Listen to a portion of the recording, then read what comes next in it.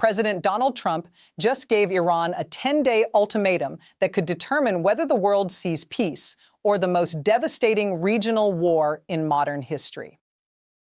Speaking to reporters today, February 19, 2026, Trump said, and I am quoting directly, "We have to make a meaningful deal, otherwise bad things happen. Maybe we're going to make a deal. You're going to be finding out over the next probably 10 days. 10 days. That is February 29th, 2026. That is the deadline." And what Trump said next should terrify anyone paying attention.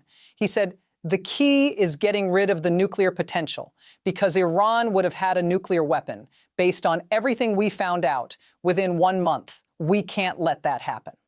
1 month. Trump is telling the world that American intelligence believes Iran is 30 days away from building a nuclear weapon, 30 days from acquiring the most dangerous capability any rogue regime could possess. And Trump has given Iran only 10 days to make a deal that prevents it. That timeline alone tells you everything about how close we are to war. Trump does not make casual threats. When Trump gives a specific deadline, he means it.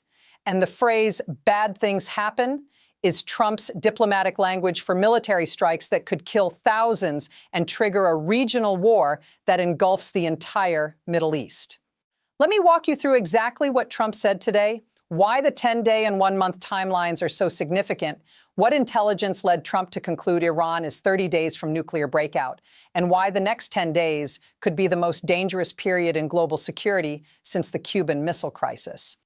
Trump's statement today came during a brief exchange with reporters at the White House before departing for meetings. Trump has been under enormous pressure from all sides. His military advisors are telling him that forces are positioned and ready to strike. His political advisors are warning him that a war could define his presidency and cost him politically if it goes badly. Israeli Prime Minister Netanyahu is pushing Trump to act decisively before Iran rebuilds its nuclear program. And European allies are begging Trump to give diplomacy more time. In the middle of all this pressure, Trump made his most specific public statement yet about the timeline. "We have to make a meaningful deal, otherwise bad things happen." Let's decode that sentence. Meaningful deal means not the weak compromise that Iran is proposing. Iran wants to temporarily suspend some nuclear activities in exchange for sanctions relief. But Trump wants permanent dismantlement of Iran's enrichment capability, full transfer of all enriched uranium out of the country, limits on ballistic missiles, and an end to support for Hezbollah and Hamas. Iran has refused all of those demands. So when Trump says meaningful deal, he is setting a standard that Iran has shown no willingness to meet. Otherwise, bad things happen.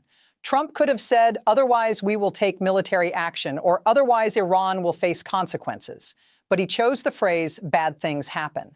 That passive construction is deliberate. Trump is signaling that he does not want war, but that war will be the inevitable result if Iran refuses reasonable terms. It gives Trump plausible deniability. He did not threaten war. He simply warned that bad things happen when rogue regimes refuse to negotiate. You're going to be finding out over the next probably 10 days. This is the critical timeline.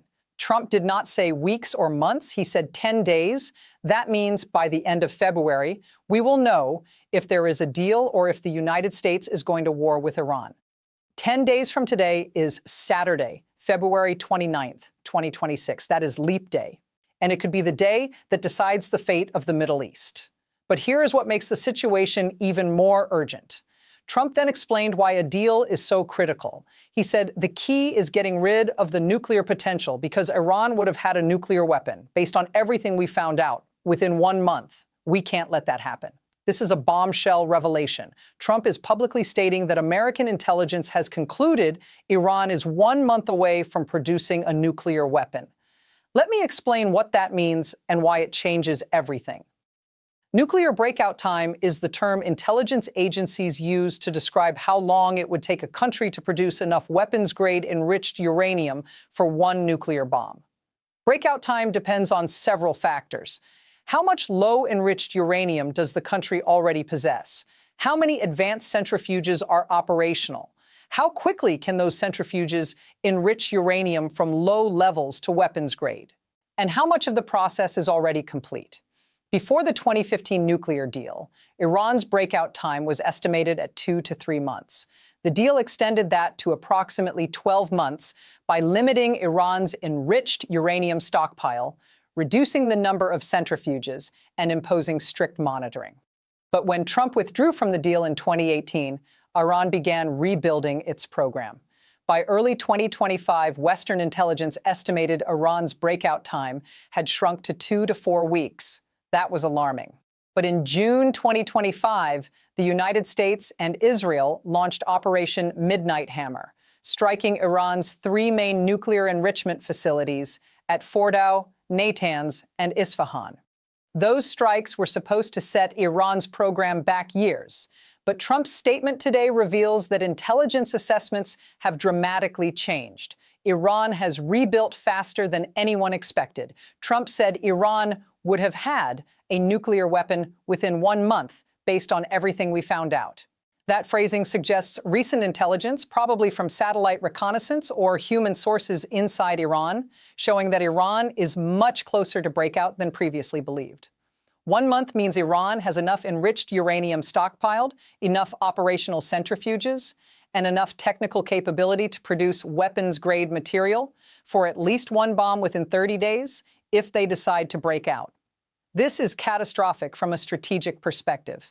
If Iran gets 1 nuclear weapon, the entire Middle East changes overnight. Saudi Arabia has repeatedly said it would acquire nuclear weapons if Iran does.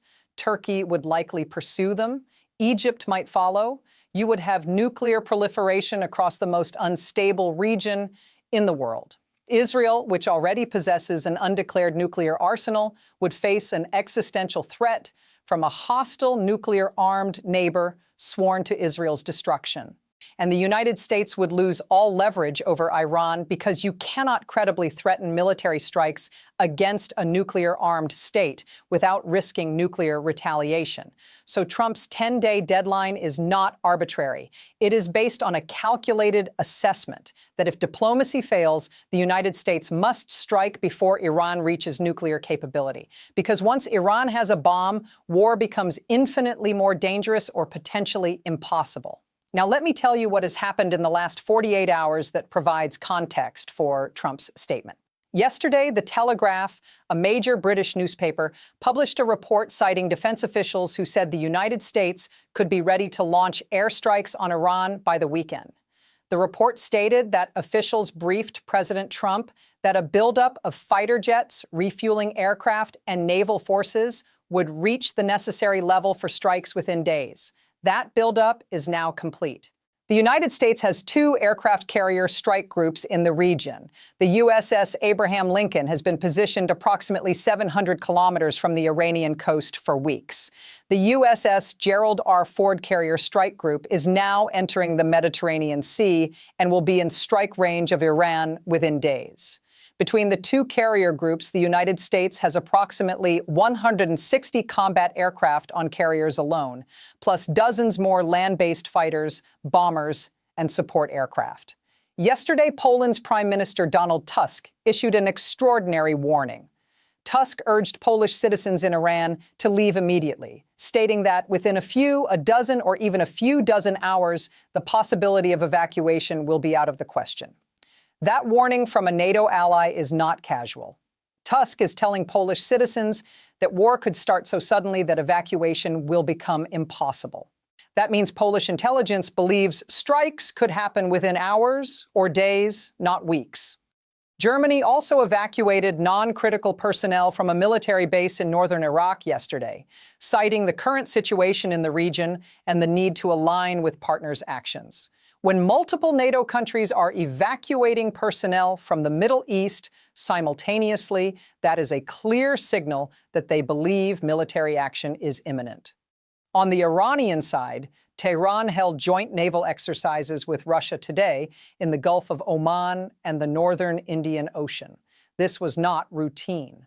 Iran and Russia are demonstrating their strategic partnership and warning the United States that attacking Iran could have consequences involving Russian support. The Kremlin issued a statement today saying it is seeing an unprecedented rise in tension around Iran and urged all parties to exercise restraint. That diplomatic language from Moscow means Russia is concerned that war is about to start. And yesterday, the European Union formally designated Iran's Islamic Revolutionary Guard Corps as a terrorist organization. The IRGC is Iran's most powerful military force, responsible for the country's ballistic missile program, proxy forces, and internal security. Designating the IRGC as a terrorist group means EU member states must freeze IRGC assets and ban EU citizens and companies from doing business with the organization. This is economic warfare designed to weaken Iran before potential military strikes. All of these developments, the carrier deployments, the Allied evacuations, the EU designation, the Russian drills, and Trump's 10-day ultimatum point to the same conclusion. We are in the final countdown to war or a last-minute diplomatic breakthrough that nobody currently believes is possible. Let me explain exactly what happens if Iran does not make a deal in the next 10 days. Trump's timeline gives us a clear sequence. Over the next 10 days, between now and February 29th, American and Iranian negotiators will be working frantically behind the scenes to see if a deal is possible. Iran agreed during the Geneva talks to provide detailed proposals within 2 weeks to address gaps in positions. That 2-week deadline falls around March 3rd, which is just after Trump's 10-day timeline. So the timelines are converging. If Iran presents proposals that meet Trump's demands for permanent dismantlement, uranium transfer, missile limits, and ending proxy support, Trump can declare diplomatic victory and avoid war. But if Iran's proposals are anything less than full capitulation on Trump's red lines, Trump will interpret that as Iran playing for time while moving closer to nuclear breakout, and he will order strikes. The strikes, if they happen, will likely occur immediately after Trump declares diplomacy has failed. There will not be weeks of additional negotiations. Trump learned from last June that once you decide to strike, you do it quickly to maintain surprise and prevent Iran from dispersing forces. The operation would involve multiple waves of strikes over several days. The first wave would target Iran's rebuilt nuclear facilities. According to the International Atomic Energy Agency, Iran has been rebuilding centrifuge halls at Natanz that were damaged in June. Satellite imagery shows new construction at Fordo. And there are reports of underground enrichment activity at other sites that were not hit last June. American B-2 stealth bombers carrying GBU-57 massive ordnance penetrator bombs would strike these facilities to ensure complete destruction this time. The second wave would target Iran's ballistic missile program. Trump has indicated he agrees with Israel's assessment that Iran's missiles are as dangerous as its nuclear program. Iran has approximately 1,200 to 1,500 ballistic missiles, according to U.S. intelligence. The strikes would target missile production facilities at Parshin and Shahrud military complexes, storage depots across the country, and mobile launchers wherever they can be found. The third wave would potentially target Revolutionary Guard command centers, naval bases, and leadership facilities. If Trump decides he wants to destabilize the regime, as well as eliminate nuclear and missile threats, the strikes could expand to include targets designed to weaken the government's ability to function. Israel would join the operation with its own strikes, likely focusing on targets in western Iran and potentially preemptive strikes on Hezbollah in Lebanon if intelligence suggests Hezbollah is preparing to launch rockets. The combined U.S.-Israeli operation could last anywhere from 48 hours to 2 weeks, depending on how extensively Trump wants to strike and how Iran responds. And Iran will absolutely respond. Iran has no choice. If Iran allows itself to be bombed without retaliating, the regime looks weak and risks internal collapse. So Iran will fire ballistic missiles at Israel, at U.S. bases in the region, and potentially at oil infrastructure in Saudi Arabia and the UAE to drive up oil prices and create economic pain for America's allies. Israel will face the most intense missile bombardment in its history. Even if Israeli air defenses intercept 90% of incoming missiles, 100 to 150 missiles will still hit Israeli cities, causing significant casualties and damage. Iran will also activate Hezbollah to open a second front, launching rockets from Lebanon at northern Israel and forcing Israel to fight a two-front war. The United States will face attacks on its military bases in Iraq, Syria, Qatar, Bahrain, Kuwait, and the UAE. American casualties are likely, which will create enormous political pressure on Trump to escalate further. And Iran will threaten to close the Strait of Hormuz, the narrow waterway through which 21% of the world's oil passes. Even a temporary closure would cause oil prices to spike above $100 per barrel, potentially triggering a global recession. The cascading effects of this war would be catastrophic. Global stock markets would crash. European and Asian economies would suffer from energy disruptions. Russia and China would condemn the strikes and provide Iran with diplomatic support, intelligence, and potentially weapons. The UN Security Council would meet, but accomplish nothing due to vetoes. NATO would fracture as member states debate whether to support American actions. And the entire Middle East would be destabilized in ways that make the current situation look stable by comparison. This is why Trump's 10-day ultimatum is so significant. He is essentially giving Iran one last chance to avoid catastrophe. Trump is saying, I know you are 1 month from nuclear breakout. I cannot allow that to happen. You have 10 days to agree to a meaningful deal that eliminates the threat permanently. If you refuse, I have no choice but to strike, and I will strike hard enough to ensure you cannot rebuild again. Iran faces an impossible choice: accept Trump's demands and surrender the nuclear and missile programs that have been the foundation of Iranian strategy for 20 years. That would be regime suicide because hardliners would never accept it, and the supreme leader would lose all credibility. Or refuse Trump's demands and face military strikes that could kill thousands, destroy decades of investment in nuclear and missile technology, and potentially destabilize the government. Both options are catastrophic for Iran, which is why Iran keeps trying to find a middle ground where they suspend some activities temporarily in exchange for sanctions relief, hoping to buy time until Trump leaves office or American politics shift. But Trump is not accepting a middle ground. He wants total dismantlement or war. There is no third option. So what should you watch over the next 10 days to know if war is coming or if somehow a deal emerges? First, watch for any announcements of additional diplomatic meetings.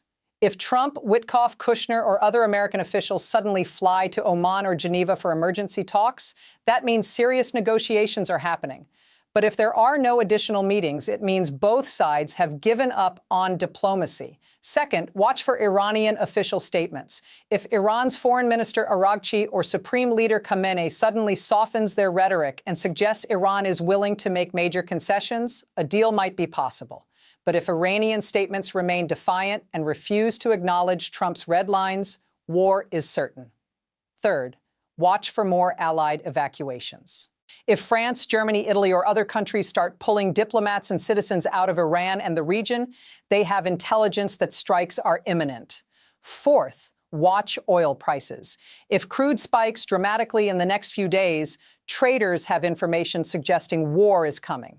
Fifth, watch Israeli behavior. If Israel issues civil defense instructions, calls up reserves, or cancels military leave, Israeli intelligence believes strikes are hours away. And sixth, watch Trump's schedule. If Trump suddenly cancels travel plans or clears his schedule for national security consultations, the decision to strike has been made. 10 days, 1 month to nuclear breakout. Bad things happen if there is no deal. Trump has drawn the red line. Iran has to decide if they will cross it. And the world waits to see if February 29th brings peace or the beginning of a war that could reshape the entire Middle East and potentially spiral into a global crisis. This is not speculation. This is not fear-mongering. These are Trump's own words from today. 10 days to find out if diplomacy works or if we are going to war. Subscribe and turn on notifications because this story is moving faster than anything else in the world right now. The countdown has begun. 10 days. And then we know.